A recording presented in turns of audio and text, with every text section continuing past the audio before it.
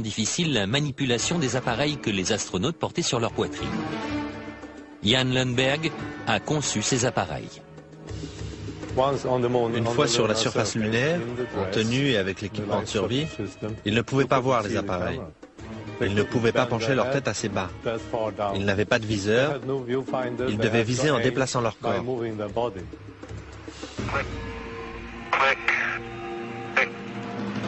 Si les appareils étaient si difficiles à manipuler, comment des milliers de photos ont-elles pu être prises avec une clarté cristalline et un cadrage précis?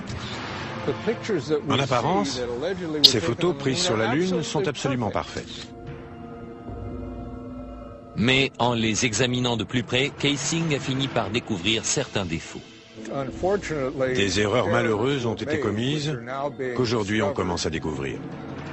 Principal problème, l'éclairage.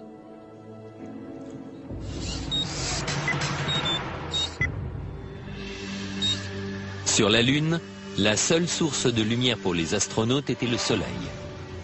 Ils n'avaient pas d'éclairage supplémentaire, pas de flash, rien de ce genre. Et pourtant, dans cette photo prise par Apollo 14, les ombres sont projetées dans des directions différentes, suggérant plusieurs sources de lumière. Les ombres des rochers au premier plan auraient dû s'étendre d'est en ouest, comme l'ombre du Lemme. Dans cette photo prise par Apollo 17, les ombres s'étendent aussi dans des directions différentes. Normalement, dans la lumière du soleil, les ombres sont toujours parallèles les unes aux autres. Elles ne se coupent jamais. Les partisans de la thèse du complot disent que ce ne sont pas seulement les ombres qui révèlent l'utilisation de lumières artificielles, mais aussi ce qui a été photographié dans les ombres. Prenons un exemple. Voici un astronaute qui descend dans l'ombre imposante du module lunaire. Et pourtant, son corps entier est toujours visible. Comment se fait-il qu'il ne soit pas drapé d'obscurité?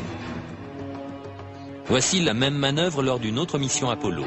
Ici aussi, l'astronaute est fortement éclairé dans ce qui est de toute évidence une ombre obscure. Et dans cette image-ci, le soleil est juste derrière l'astronaute, le contour de sa silhouette devrait être imprécis, et pourtant on reconnaît les moindres détails de son costume. On dirait qu'il est sous un projecteur. Je ne peux pas l'expliquer.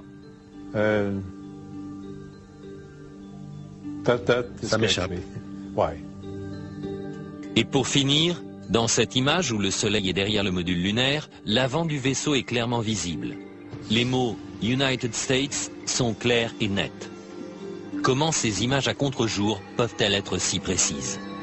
Parce qu'il y a plus d'une source de lumière, ce qui veut dire qu'ils ne sont pas sur la Lune. Mais la NASA réfute tous ces arguments. On conteste beaucoup l'authenticité des photos prises par Apollo.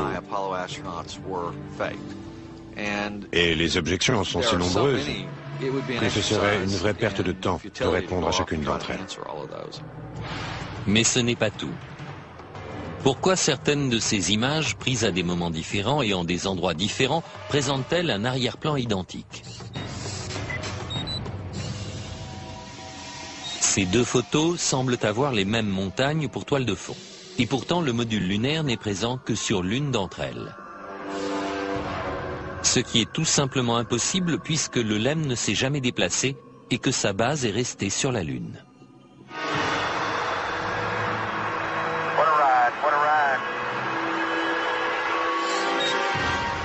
Certains pensent que la même toile de fond a été utilisée pour prendre deux photos tout à fait indépendantes. Les mêmes incohérences apparaissent dans la vidéo. La meilleure preuve, ce sont les anomalies picturales dans les photographies du voyage sur la Lune. Dans l'une des photos d'Apollo 16, on a la même vue de la même colline à 2 jours d'intervalle.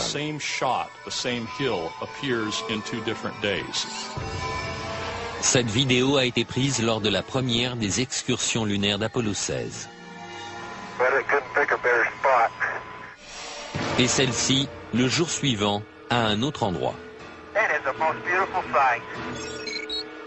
La NASA prétend que le deuxième site était à 4 km. Mais si l'on superpose les deux vidéos, les sites se révèlent identiques.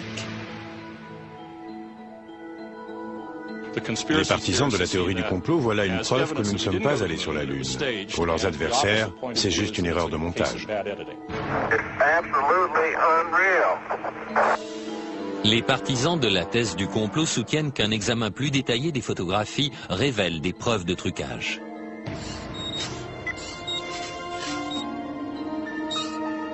Des croix étaient gravées dans les appareils photo, afin de repérer le haut de chaque image. Mais dans cette photo, le repère est derrière le patrouilleur lunaire. C'est impossible. Ça ne peut être que le résultat d'une manipulation technique. Et sur cette photo d'Apollo 11, le matériel au premier plan recouvre la croix. Ici, c'est le drapeau américain qui couvre l'une des branches. Et l'astronaute couvre l'autre. Questionnée sur ces photos et vidéos douteuses, la NASA nie en bloc les accusations. Il y a toutes sortes d'accusations, des plus sophistiquées aux plus ingénues. Il y a des arguments qui sont optiquement faux, physiquement faux, scientifiquement faux, historiquement faux. Il y a beaucoup d'âneries là-dedans. Mais quoi qu'en dise la NASA, les partisans de la théorie du complot maintiennent qu'Apollo était une supercherie. Après avoir regardé toutes les photos et tous les films, je suis absolument convaincu que nous ne sommes pas allés sur la Lune. Je suis prêt à jouer ma vie là-dessus. Et maintenant, la tragédie frappe le projet Apollo. Le projet pouvait être tué dans l'œuf. 3 astronautes sont morts dans une simulation de vol, mais était-ce un accident? Il allait sonner la fin de tout le projet. Les astronautes pouvaient-ils survivre à un voyage à travers l'espace interplanétaire? Avant même d'être à mi-chemin de la Lune, ils auraient reçu une dose de radiation mortelle.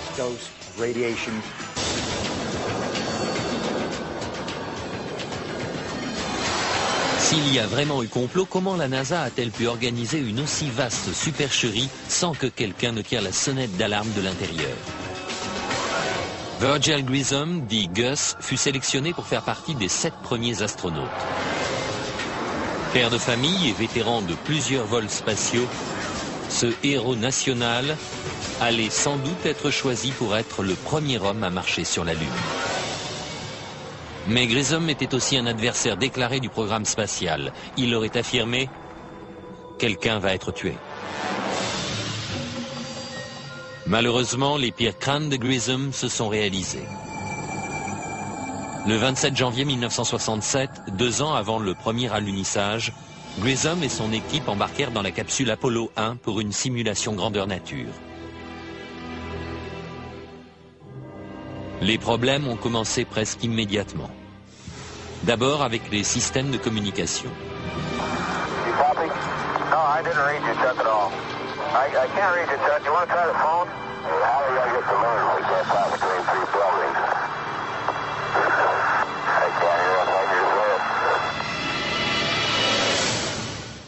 Tout d'un coup, la capsule s'enflamme avec les astronautes enfermés à l'intérieur.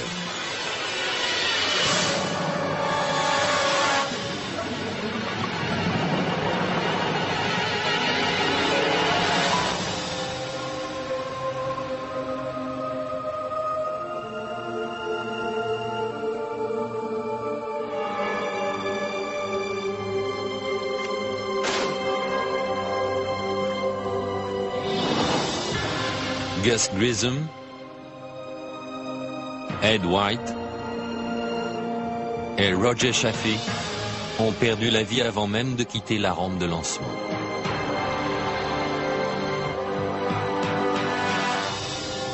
La famille de Gus Grissom pense que l'incendie d'Apollo 1 n'était pas un accident.